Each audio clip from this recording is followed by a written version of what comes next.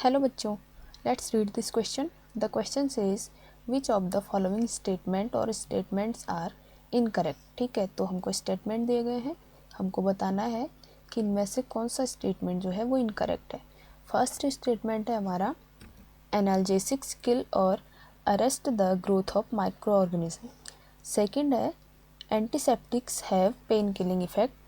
Third is tranquilizer and analgesics are neurologically active drugs. D is both first and second. तो इसके लिए जो हमारा की कॉन्सेप्ट होगा, की कॉन्सेप्ट हमारा हो जाएगा टाइप्स ऑफ ड्रग्स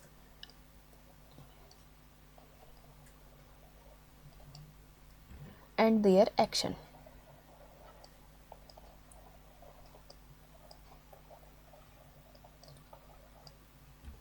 तो स्टेटमेंट ए हमसे कह रहा है एनाल्जेसिक्स किल और arrest the growth of micro organism. ठीक है,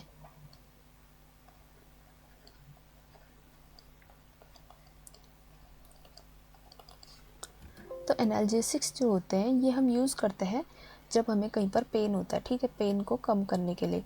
ठीक है, तो they are used to reduce और रिलीव पेन. ठीक है, तो इनका क्या होता है, पेन किलिंग इफेक्ट होता है. ठीक है, और ये क्या करते हैं, ये जो पेन सिग्नल है उसका ब्रेन तक ट्रांसमिशन जो होता है उसको ये ब्लॉक कर देते हैं. ठीक है, जैसे कि एग्जाम्पल है हमारा एस्पिरिन.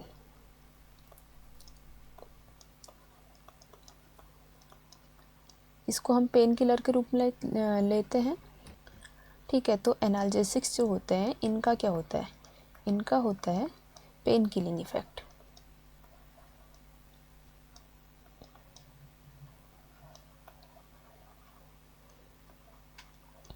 तो स्टेटमेंट ए जो है ये कह रहा है कि ये माइक्रो ऑर्गेनिज्म की ग्रोथ को रोकता है.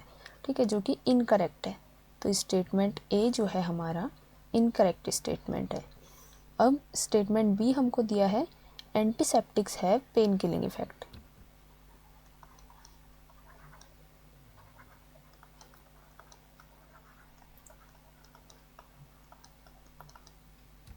तो ये जो एंटीसेप्टिक होते हैं इनको हम जब हमें कहीं पर कट लग जाता है या कोई घाव होता है वहाँ पर अप्लाई करते हैं.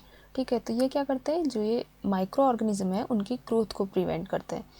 तो इसमें क्या लिख सकते हैं, केमिकल्स दैट आइदर किल और prevent the growth of micro organism. ठीक है, तो ये क्या करते हैं,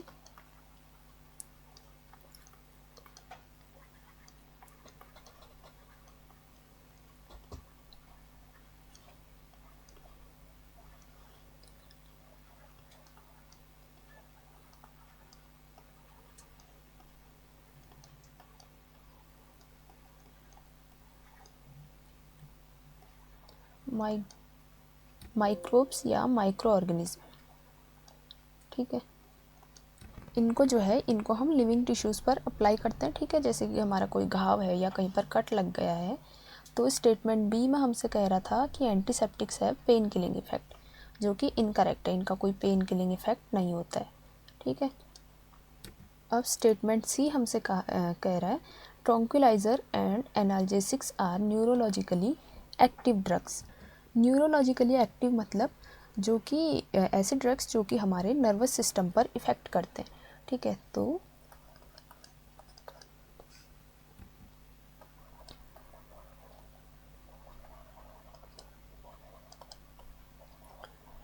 ट्रैंकुलाइजर्स जो होते हैं ये हमारे होते हैं ट्रीटमेंट ऑफ डिप्रेशन, एंजाइटी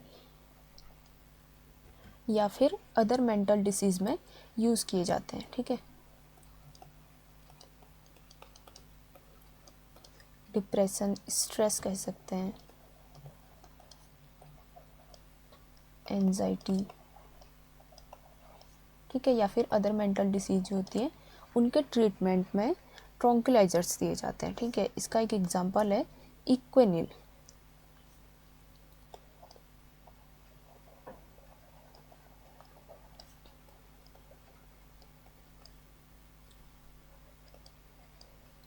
ये जो होते हैं ये हमारे सेंट्रल नर्वस सिस्टम को इफ़ेक्ट करते हैं, जिससे कि जो डिप्रेशन है या स्ट्रेस है उससे जो है रिलैक्सेशन मिलता है, ठीक है, पेशेंट को। तो ट्रंक्विलाइजर्स जो हैं ये न्यूरोलॉजिकली एक्टिव ड्रग्स हैं। और एनाल्जेसिक्स जो हैं, एनाल्जेसिक्स भी क्या करते हैं, वो हमारे जो पेन सिग्नल है उनके ट्रांसमिशन को ब्रेन तक पहुंचने से ब्लॉक कर देते हैं, ठीक है। तो वो भी हमारे नर्वस सिस्टम पर इफ़ेक्ट करते हैं, तो वो भी न्यूरोलॉजिकली एक्टिव ड्रग्स हैं। तो स्टेटमेंट सी जो हमारा है, tranquilizers and analgesics are neurologically active drugs, ये करेक्ट स्टेटमेंट है, ठीक है। तो इनकरेक्ट स्टेटमेंट कौन कौन सी हो गई हमारी, ए एंड बी, ठीक है। तो इस क्वेश्चन का जो राइट आंसर होगा वो होगा ऑप्शन डी, जिसमें दिया है बोथ फर्स्ट एंड सेकंड, ठीक है। हमने देखा फर्स्ट एंड सेकंड जो है दोनों ही इनकरेक्ट स्टेटमेंट है। तो the right answer of this question is option D. Hope you understand it well. Best of luck.